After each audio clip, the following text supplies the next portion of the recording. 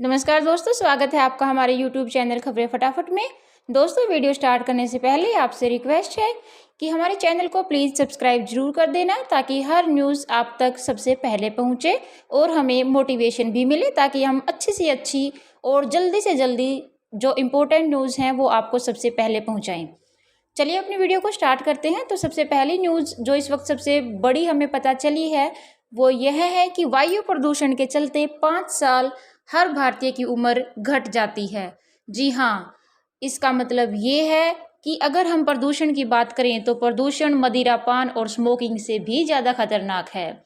चलिए डिटेल में बात करते हैं इसके बारे में। विश्व स्तर पर भारत बांग्लादेश के बाद दूसरा सबसे प्रदूषित देश है। बांग्लादेश में खराब हवा के कारण 2020 में जीवन प्रत्याशा 6.9 साल घटी है। इसके बाद नेपाल, जहां पर ये वैल्यू 4.1 वर्ष है, जबकि पाकिस्तान में यह 3.8 वर्ष का है। वायु प्रदूषण देश में मानव स्वास्थ्य के लिए सबसे बड़ा खतरा है, जिसके चलते करीब 5 साल तक उम्र घट रही है। अगर वार्षिक औसत प्रदूषण का स्तर 5 माइक्रोग्राम प्रति क्यूबिक मीटर से अधिक नहीं होता है तो सबसे प्रदूषित राज्य दिल्ली में यह आंकड़ा 10 साल पहुंच सकता है। जी हाँ, शिकागो विश्वविद्यालय में ऊर्जा नीति संस्थान का वायु गुणवत्ता जीवन सूचकांक मंगलवार को जारी किया गया। वहां से हमें मालूम हुआ है कि मातृत्व कुपोषण के चलते औसत उम्र 1.8 वर्ष और धूम्रपान की वजह से 1.5 वर्ष कम होती है। बीमारी के बोझ को कम करने के लिए विश्व स्वास्थ्य संगठन ने 10 माइक्रोग्राम प्रति क्यूबिक मीटर का लक्ष्य निर्धारित किया है। पिछले साल एक्सक्यूआई के विश्लेषण के अनुसार औसतन लगभग 9.7 साल की जीवन प्रत्याशा के साथ दिल्ली सबसे प्रदूषित राज्य भी था। इस वर्ष के विश्लेषण के अनुसार उत्तर प्रदेश, बिहार, हरियाणा और त्रिपुरा शीर्ष 5 प्रदूषित राज्यों में शामिल है, जहां पर प्रदूषण का स्तर अधिक होने से लोगों की उम्र में काफी ज्यादा गिरावट आ गई है। अगली अपडेट में हम आपको बताते हैं कि भाजपा विधायक शोभा रानी के पति गिरफ्तार हो गए हैं। जी हाँ, उन पर रुपये हड़पने का आरोप लगा है। राजस्थान के धौलपुर से भाजपा विधायक शोभा रानी कुशवाहा के पति बीएल कुशवाहा को मथुरा गेट थाना पुलिस ने सेंट्रल जेल सेवर से प्रोडक्शन वारंट पर गिरफ्तार कर लिया गया है। कुशवाहा पर घोटाला करने का आरोप है। रियल एस्टेट कंपनी द्वारा किए गए गबन के मामले में अनेकों शिकायत दर्ज हुई थी। इसी तरह की एक शिकायत मथुरा गेट थाना पर भी दर्ज हुई थी, जिसके चलते पूर्व विधायक बीएल कुशवाहा को गिरफ्तार किया गया है। बीएल कुशवाहा धौलपुर से भाजपा विधायक शोभा रानी कुशवाहा के पति हैं। बीएल कुशवाहा भी धौलपुर से बसपा के टिकट पर चुनाव लड़ चुके हैं। पूर्व विधायक बीएल कुशवाहा धौलपुर से 2013 में बसपा से विधायक चुने गए थे, लेकिन उनकी रियल एस्टेट कंपनी ने बहुत बड़ा गबन किया था, जिससे कि करोड़ों रुपयों का घोटाला हुआ था। हजारों लोगों के रुपए हड़पने का आरोप है। शिकायत दर्ज होने के बाद बीएल कुशवाहा को गिरफ्तार कर लिया गया था, तभी से वह जेल में बंद है। बीएल कुशवाहा के जेल जाने के बाद धौलपुर विधानसभा सीट पर 2017 में उपचुनाव हुआ था, जिसमें बीएल कुशवाहा की पत्नी शोभा रानी कुशवाहा को भाजपा का टिकट मिला था और वह चुनाव जीत भी गई थी।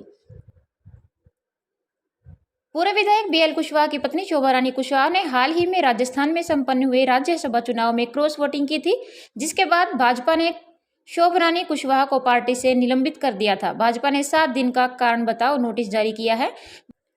चलिए दोस्तों, अब हम बात करते हैं छत्तीसगढ़ के जांजगीर चांपा जिले में बोरवेल के गड्ढे में फंसे हुए राहुल को निकालने को लेकर राहुल को निकालने के लिए रेस्क्यू ऑपरेशन जारी है। 90 घंटे से सेना, एनडीआरएफ, एसडीआरएफ व प्रशासन की टीम राहुल को सुरक्षित निकालने में जुटी हुई है। अब राहुल की सही लोकेशन ट्रेस करने के लिए वीएलसी का इस्तेमाल किया जाएगा। इस विशेष कैमरे से दीवार या चट्टानों के उस पार से आने वाली आवाज़ों को आसानी से सुना जाएगा। यानी कि हम कह सकते हैं कि अब कैमरे से आवाज़ सुनकर रेस्क्यू को और आसान बनाने की योजना तैयार की जा रही है। एनडीआरएफ के जवान इस वीएलसी कैमरे की जांच कर लगाने में जुट गए हैं। रेस्क्यू टीम ने अंतिम कार्यवाही सुरंग के भीतर शुरू कर दी है। बल्ली से एक स्ट्रक्चर खड़ा किया जा रहा है, वहीं वाइब्रेटर से राहुल के नीचे हिस्से के पत्थर को छीलने का काम शुरू कर दिया है। एनडीआरएफ की टीम सावधानी से इस काम को कर रही है। दोस्तों, आपको बता दें कि पिहरीत गांव में 11 साल का राहुल 80 फीट की गहराई वाले गड्ढे में गिरा हुआ है और लगभग 60 फीट में फंसा हुआ है। बच्चे को निकालने के लिए सेना, एनडीआरएफ और एसडीआरएफ की टीमें लगी हुई हैं। रोबोटिक्स टीम को सफलता नहीं मिलने के बाद ड्रिलिंग मशीनों से खुदाई का काम जारी है। लगभग 20 फीट का टनल बनाया गया है, लेकिन भारी पत्थर की वजह से रेस्क्यू टीम के काम की गति थोड़ी धीमी पड़ गई है। अब देखना यह है कि आखिर कितने इंतजार के बाद राहुल को बाहर निकालने में टीम को सफलता मिलेगी। चलिए अब हम बढ़ते हैं अपनी अगली खबर की तरफ।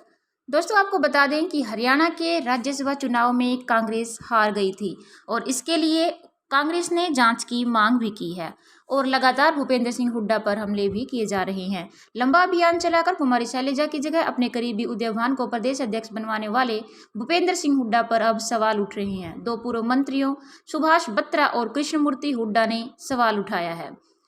आपको बता दें कि कृष्णमूर्ति ने मीडिया से बात करते हुए कहा कि कांग्रेस उम्मीदवार की बेहद करीबी अंतर से हार ने पार्टी के कार्यकर्ताओं को बहुत ही ज्यादा निराश किया है। इस हार की जिम्मेदारी कांग्रेस विधायक दल के नेता और प्रदेश अध्यक्ष को लेनी चाहिए। पार्टी के पास पूरे नंबर थे और उसके बाद भी हार हुई है तो यह पार्टी के लिए बहुत बड़ी चिंता की बात है। उन्होंने कहा कि इस बात की जांच होनी चाहिए कि विधायकों ने कांग्रेस के नेता का समर्थन क्यों नहीं किया और किसकी शह पर ऐसा हुआ है। वहीं सुभाष बत्रा ने कहा कि इस हार ने कांग्रेस वर्कर्स के मनोबल को गिरा दिया है। उन्होंने कहा कि किस विधायक के चलते ऐसा हुआ है उसका नाम सबके सामने आना चाहिए। इसी बीच भूपेंद्र सिंह हुड्डा का भी हार को लेकर रिएक्शन आया। उन्होंने कहा कि पार्टी हार का विश्लेषण कर रही है। उन्होंने कहा कि हम यह जानने की कोशिश कर रहे हैं कि किन विधायकों का वोट कैंसिल हुआ था। कांग्रेस के काउंटिंग एजेंट के पास विधायकों का बैलेट नंबर पर है। इसके साथ ही उन्होंने हार के लिए भाजपा पर पैसे और ताकत के इस्तेमाल को भी वजह बताया। उन्होंने कहा कि निर्दलीय विधायक बलराज कुंडू और इनेलो विधायक अभय चौटाला ने भी स्वीकार किया है कि इसमें हॉर्स ट्रेडिंग हुई है। दोस्तों क्रिकेट से जुड़ी हुई एक लेटेस्ट अपडेट निकलकर सामने आ रही है। चलो हम आपको बताते हैं कि जेम्स एंडरसन का एक और बड़ा रिकॉर्ड, जी हाँ, सचिन तेंदुलकर और राहुल द्रविड़ भी छूटे पीछे। डिटेल से हम इस बारे में बात करते हैं। इंग्लैंड के तेज गेंदबाज जेम्स एंडरसन ने टेस्ट क्रिकेट में एक अनोखा रिकॉर्ड अपने नाम कर लिया है। 30 की उम्र के बाद 100 या इससे ज़्यादा टेस्ट खेलने वाले वह दुनिया के महज दूसरे क्रिकेटर बन गए हैं। बढ़ती उम्र के साथ साथ इंग्लैंड के तेज गेंदबाज जेम्स एंडरसन ऐसे रिकॉर्ड्स अपने नाम करते जा रहे हैं जिसे कि तोड़ पाना बहुत मुश्किल होगा। इंग्लैंड और न्यूजीलैंड के बीच जारी 3 मैचों की सीरीज के दूसरे टेस्ट के चौथे दिन एंडरसन ने टॉम लाथम को आउट करते ही टेस्ट क्रिकेट में 650 विकेट का आंकड़ा छू लिया था। ऐसा करते ही वह दुनिया के पहले तेज गेंदबाज बन गए थे। इसके अलावा एक और खास रिकॉर्ड उन्होंने अपने नाम कर लिया है। 30 की उम्र पार करने के बाद 100 टेस्ट मैच खेलने वाले एंडरसन दुनिया के महज दूसरे क्रिकेटर बन गए हैं।